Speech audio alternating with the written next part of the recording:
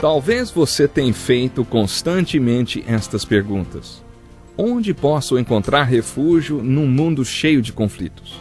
Ou, como e onde posso encontrar força para vencer nesse mundo que oferece tantas derrotas? Acompanhe agora com o pastor Edson Bruno mais um programa Encontro com a Palavra.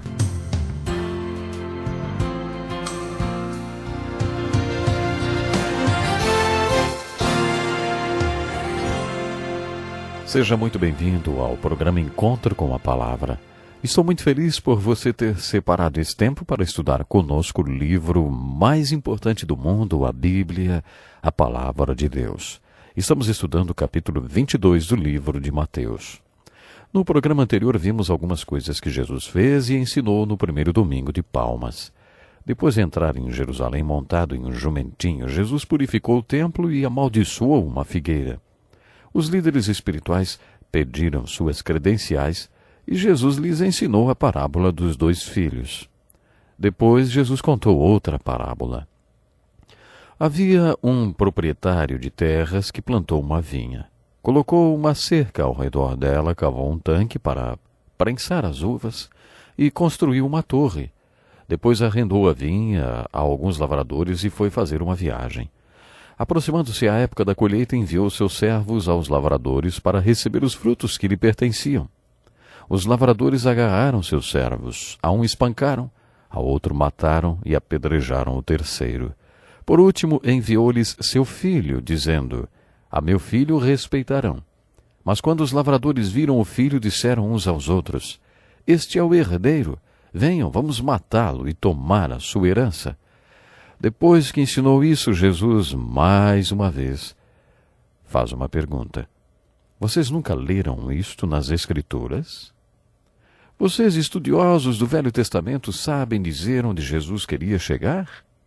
Deus havia enviado profetas para Israel por muitos e muitos anos. Como foi que os filhos de Israel trataram aqueles profetas? Como foi que eles trataram Jeremias? E o desconhecido Miqueias, hein? Durante séculos eles maltrataram os profetas. Agora Jesus tinha vindo. Jesus aqui estava declarando a sua deidade. Ele estava dizendo àqueles líderes religiosos: "Eu sou filho de Deus e nesse exato momento vocês estão planejando me matar." Depois disso, Jesus fez uma aplicação da parábola. "Portanto, eu lhes digo que o reino de Deus será tirado de vocês e será dado a um povo que dê frutos do reino. Aquele que cair sobre esta pedra será despedaçado, e aquele sobre quem ela cair será reduzido a pó." Muitos estudiosos acreditam que este ensino de Jesus estava ligado ao da figueira. Jesus estava basicamente dizendo aos religiosos de Israel: "Deus tem estado com vocês, mas agora Ele está tomando o reino de vocês e o dará a um povo que dê frutos para o reino dele." Você está lembrado que no capítulo 14 do livro de Números, Deus disse a mesma coisa aos filhos de Israel? "Nenhum dos que viram a minha glória e os sinais miraculosos que realizei no Egito e no deserto, e me puseram à prova, e me desobedeceram 10 vezes, nenhum deles chegará a ver a terra que prometi com juramento aos seus antepassados." Isso nos ensina que a paciência de Deus não é inesgotável. O desprezo do povo de Deus com a vontade dele pode atingir um ponto em que Deus diz: "Vocês não vão fazer minha vontade, por isso encontrarei alguém que a faça." É isso que estava acontecendo com Israel quando Jesus confrontou os líderes religiosos. Jesus estava dizendo mais ou menos isso: Deus vai mudar o quartel-general dele. Vocês tiveram a oportunidade de ser uma nação que traria frutos para o reino de Deus. Mas está claro que vocês nunca trarão esses frutos. Para Jesus, o compromisso com Deus é como uma pedra sobre a qual você cai. Quando você cai sobre essa rocha, você se quebra para a vontade dessa pedra. Você tem a oportunidade de cair sobre essa pedra e se quebrar. Mas se você não cai sobre essa pedra e não se quebra, a pedra cai sobre você e o despedaça, reduzindo-o a pó. Observamos essas palavras de Jesus se concretizando na história da igreja. Houve tempos em que a Terra Santa era o quartel-general de Deus. Parecia que Deus operava a partir da terra de Israel. Mas hoje, quando vamos lá, vemos o terceiro maior templo muçulmano bem no lugar onde antes estava o templo no qual Jesus falou essas palavras. Por isso que dizemos que Israel não é mais o quartel-general de Deus. Se hoje você fizer uma viagem à Terra Santa e passar também pela Ásia Menor, indo até a Turquia, onde ficava Éfeso, as pessoas vão contar que foi lá onde o cristianismo atingiu seu apogeu. Foi lá em Éfeso onde Paulo pregou. Naquela época Deus tinha removido seu quartel-general para a Ásia Menor. Durante vários séculos parecia que Deus operava a partir da Europa, principalmente da Alemanha. A Alemanha foi o local de base da reforma protestante de Martinho Lutero. Já ouvi falar que havia mais conhecimento na Alemanha quando Hitler assumiu o poder do que em todo o resto da Europa. A Alemanha estava trocando Deus pelo racionalismo e a intelectualidade. Filósofos como Nietzsche ajudaram Hitler a liderar a nação para a devastação da Segunda Guerra Mundial. Se analisarmos a Alemanha sob a perspectiva das palavras de Jesus, podemos dizer que espiritualmente a nação teve a chance de cair sobre a rocha e se quebrar para a vontade de Deus.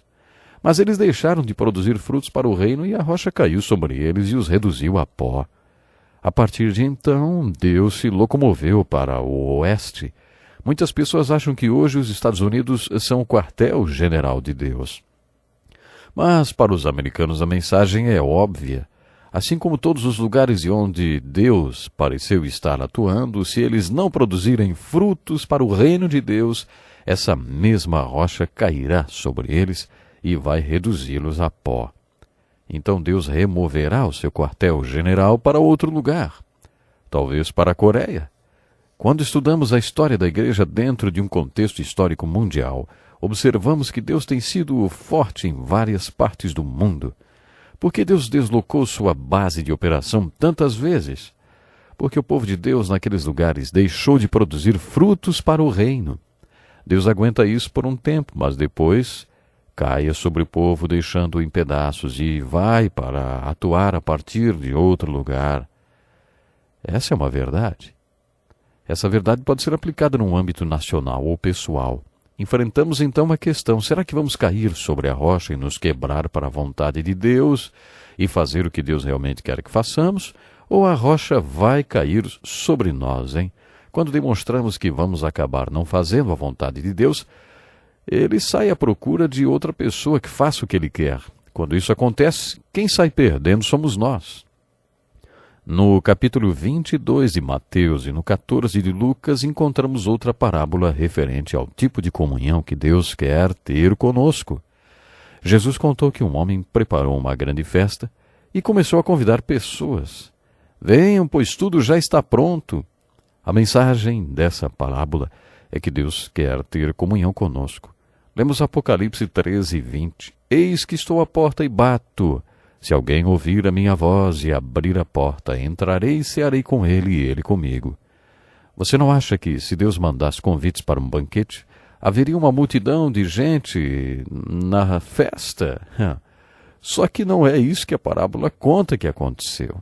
Todo mundo arrumou desculpas para não ir ao banquete. Acabei de comprar uma propriedade, preciso vê-la. Essas pessoas convidadas não quiseram ter comunhão com Deus. É isso que a parábola está dizendo. E as desculpas que eles deram mostram que ficaram distraídos com as coisas materiais desse mundo. Preste atenção em outra das desculpas registradas no Evangelho de Lucas. Acabei de comprar 5 juntas de bois e estou indo experimentá-las. Essas juntas de bois estão associadas a trabalho. A desculpa aqui pode ser interpretada assim: não posso ir ter comunhão com Deus porque tenho muito trabalho, meus negócios me ocupam muito. A terceira desculpa foi: acabo de me casar e por isso não posso ir. Na verdade, todos tinham coisas que valorizavam mais do que ter comunhão com Deus: bens materiais, trabalho e outras pessoas. Poderíamos dar um novo título a essa parábola: 3 desculpas para não ter comunhão com Deus. Com essa parábola, Jesus estava dizendo que não temos comunhão com Deus porque há outras coisas que achamos mais proveitosas, desejáveis e importantes do que Deus, ou estar com Ele. Qual é a aplicação dessa parábola, hein? Qual é a importância da comunhão com Deus na sua vida? É empolgante pensar que Deus quer ter comunhão com você e comigo. Conheço um pastor que cuidava de uma igreja muito grande que exigia muito tempo. Lembro-me dele ter me contado que gostaria muito, muito de passar mais tempo lendo a Bíblia, orando e tendo mais comunhão com Deus, mas que o trabalho na igreja, as ocupações administrativas, a papelada, ocupavam muito do seu tempo e não o deixavam ter mais comunhão com Deus. Essa parábola está nos dizendo que Deus quer ter comunhão conosco e que devemos valorizar a comunhão com Deus mais do que valorizamos nosso trabalho, bens ou pessoas com quem convivemos. No capítulo 14 de Lucas, a parábola é seguida de um tremendo ensinamento de Jesus, no qual ele diz: vocês não podem ser meus discípulos a menos que queiram me colocar em primeiro lugar em suas vidas, acima de tudo que possuem e de todos os que amam. Vocês têm de estar prontos para tomarem a cruz de vocês e me seguir, ou então não podem ser meus discípulos. Estas palavras de Jesus fazem muita gente tremer. Qualquer de vocês que não renunciar a tudo que possui não pode ser o meu discípulo. Isso nos faz pensar sobre a graça barata e sobre o custo do discipulado. Qual é o preço de seguir a Jesus? Em quais eram as coisas que Jesus valorizava? Será que os seus valores são iguais aos de Jesus? Jesus valorizava a comunhão com Deus. Ele estava sempre orando em algum lugar, porque a comunhão com Deus era muito importante para ele. Medite, busque a Deus em oração e avalie os valores de Cristo e compare com seus valores. Será que os seus valores são cristãos? Vimos o convite que foi feito e todas as desculpas que foram dadas. E você? Será que você está festejando com Jesus Cristo, devorando sua palavra e aplicando o que aprende nas situações da sua vida? Lembre-se que as atitudes valem mais do que as palavras. Deus tem direito de esperar que você dê frutos, e você dará se valorizar a Deus mais do que qualquer outra coisa no mundo. Não dê desculpas. Aceite o seu convite para cear com Ele e ter comunhão com Deus. Ore, Senhor Jesus, não quero mais dar desculpas, eu quero ter comunhão contigo. Venha ser o Senhor e o Rei da minha vida, eu quero servi-lo. Eu agradeço pelo seu amor e porque o Senhor prometeu que sempre estará comigo e que nunca vai me deixar. Ajude-me nessa caminhada, não quero mais apresentar desculpas. Quero ter comunhão contigo. Se você fez essa oração, entre em contato conosco, escreva-nos hoje mesmo. Programe-se para estar conosco no próximo encontro com a palavra. Sua atenção é muito importante para nós. Deus o abençoe e que possa fazer você prosperar cada dia mais na sua vida espiritual, na sua vida em família, na sua vida como um todo. Até o próximo programa. Que lição importantíssima. Obrigado, Pastor Edson Bruno. Prezado ouvinte, coloque em prática o que você ouviu aqui. Sem dúvida, sua vida será grandemente abençoada.